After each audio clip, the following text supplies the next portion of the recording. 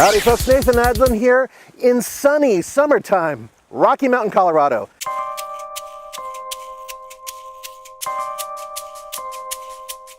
And behind me is the 2014 Toyota Sienna Limited.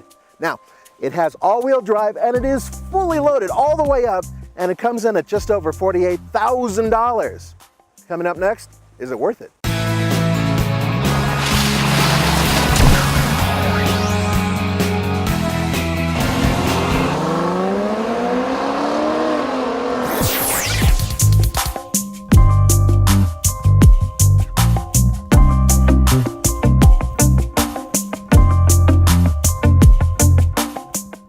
This is the venerable, seen everywhere 3.5 liter V6 that puts out 266 horsepower and 245 pound-feet of torque. It's hooked up to a 6-speed automatic transmission, and this model has all-wheel drive. There used to be a 4-cylinder available, but they no longer offer that. In this, guys, the way it's set up, it can tow 3,500 pounds. Not bad.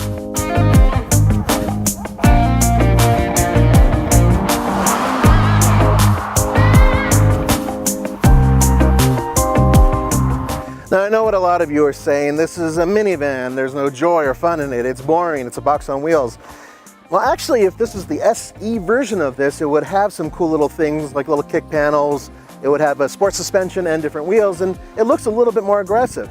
As it is, I don't think it's an ugly van. In fact, compared to, say, the Nissan Quest, I think it's a little bit better looking, and I think it's more contemporary looking than the Chrysler. So, you know, what you're looking at here is a design that's been around for a little while, but I wanted to point out one thing that I'd noticed, and that is the front end of this vehicle.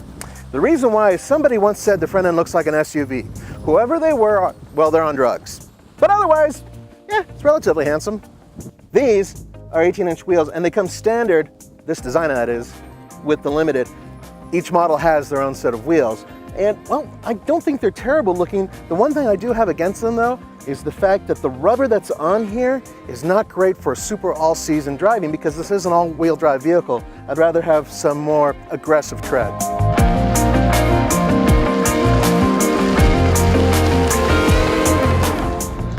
This is probably one of the most comfortable minivans I've driven, period. And hey, Andre, say hi to the people. Здорово, привет. No, say órale pues. Hola. Close enough. There's a big discrepancy in the world of all-wheel drive vehicles. A lot of people will go out and buy an all-wheel drive crossover without the intention of actually using it. You have a minivan. Surprisingly, more people use vehicles like this to go up to the ski slopes and to go camping than they would crossovers. Now, I'm not saying that in general or even per capita. I'm saying that I've noticed it, and I'm sure some of you have as well. Minivan drivers tend to be very community-oriented. They like kids, they like bringing people together, and they like being able to show tourists from out of town the sights in their very comfortable, and you got to agree, Andre, this is an extremely comfortable minivan. So our family from Eastern Europe or other bloc countries come in. It'd be nice to have something like this to travel around in and show them. With that said, that's exactly the reason why I would rather have a sedan with rock-hard suspension that would make them uncomfortable and incontinent as I drive.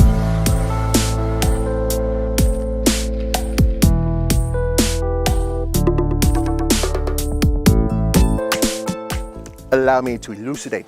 Come here. Look at this. Yep. Now, initially, this thing starts off down here, but what you can do, if I can grab the right handle, you can make this come up, and this can go forward.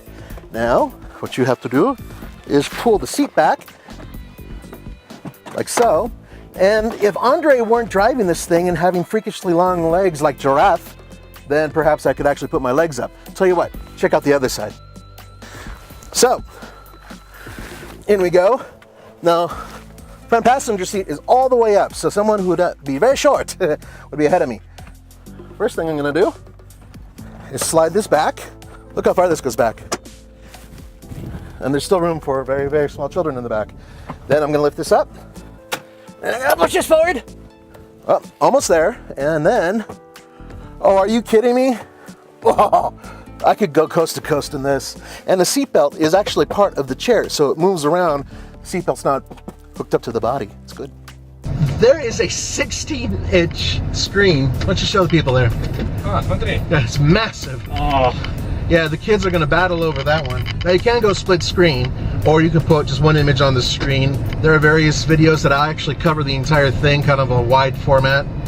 But for the most part, it's damn massive.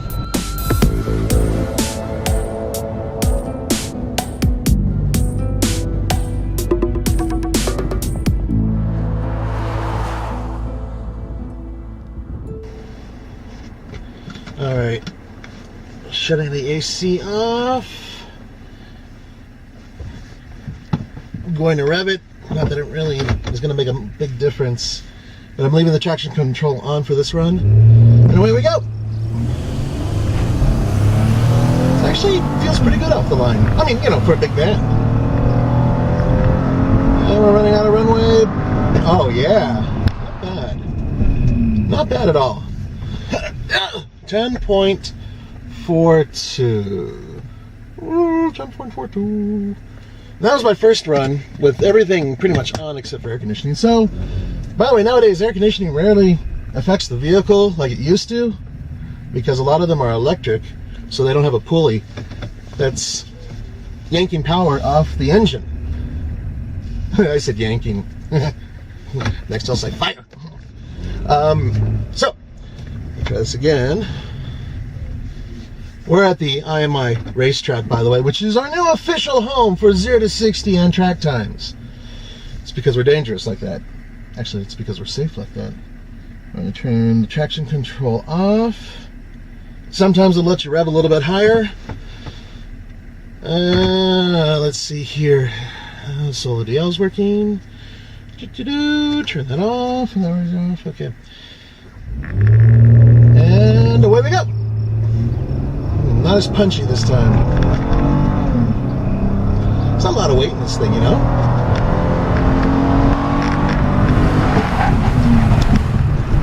Good brakes. Good brakes.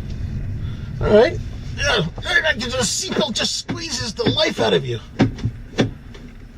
10.41. So really no major measurable difference.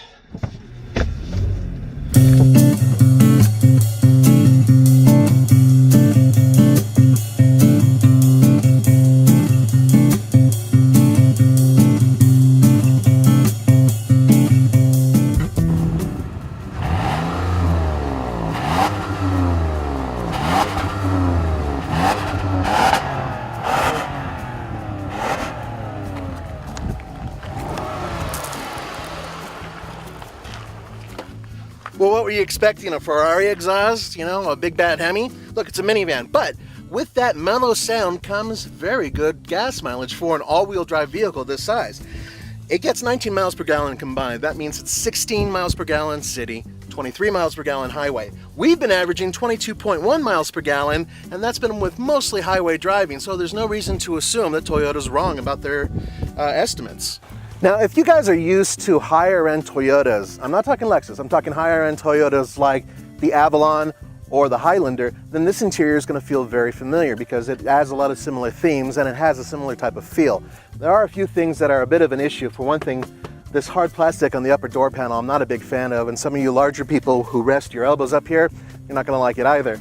And there's a large piece of plastic that sort of covers the entire front of the dash, and although it looks good, it doesn't feel so great. Other than that, the rest of the interior is very well laid out. It's very comfortable, especially the seats. Now, I'm not just talking about the front seats, I'm talking about the second and third row.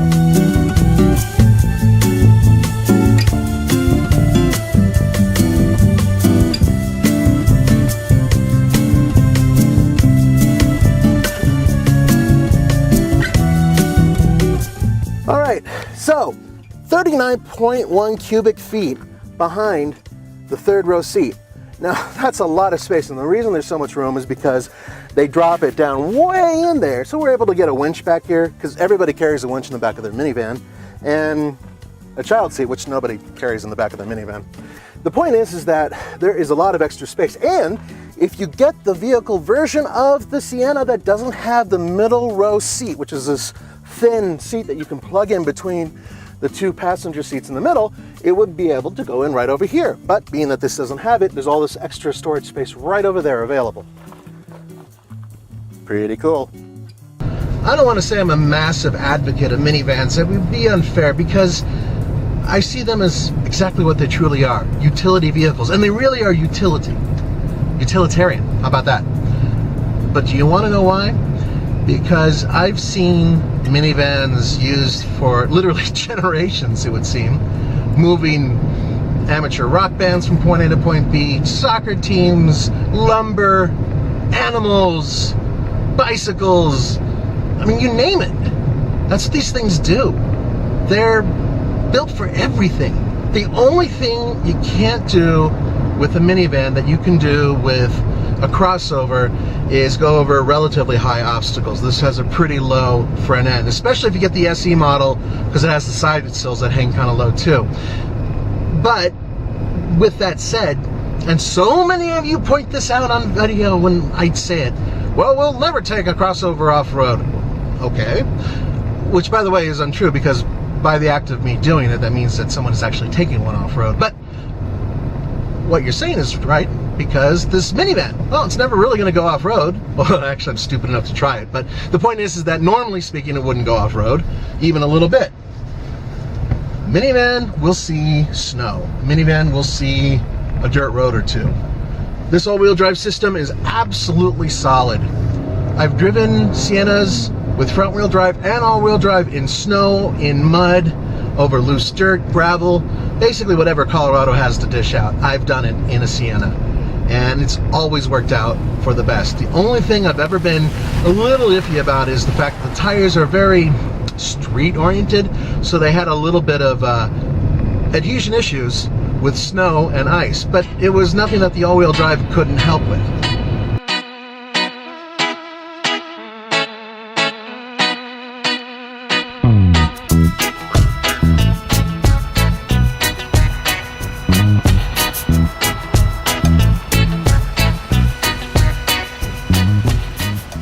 When you look at the competition, and there is a lot of competition in this field, I would say the main competitor that goes directly against the Sienna is the Honda Odyssey. They're very close in many, many ways, but this is the only one you can get with all-wheel drive. And between the two of them, I think this is the better vehicle. Now, there is a bracket that we're starting to use that puts a vehicle within its segment, and that is, well, minivans. I personally like the Mazda 5, by the way, because it's one of the only minivans you can get with a manual transmission option, but it's much smaller than this vehicle. So, compared to the larger ones, the Odyssey, the Sedona, vehicles like that, this is the best in the segment. It gives you a lot of options, it gives you a lot of vehicle for the money, and frankly, I think that as a family vehicle, it's pretty damn good. With the old rating system, buy it, lease it, rent it, or forget it, I give it a buy it. For the Fast Lane Car, this is Nathan Adlin. Love ya!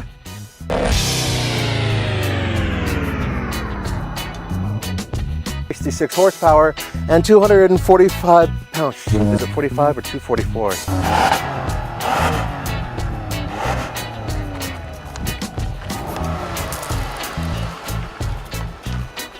Okay, so it's a minivan. You're not going to hear a whole lot anyway. I don't know of any minivan that sounds good, frankly. But what you do get with that sound is some decent economy for an all-wheel drive van, or the only all-wheel drive van. It gets 16 miles per gallon on the highway and 23 miles per gallon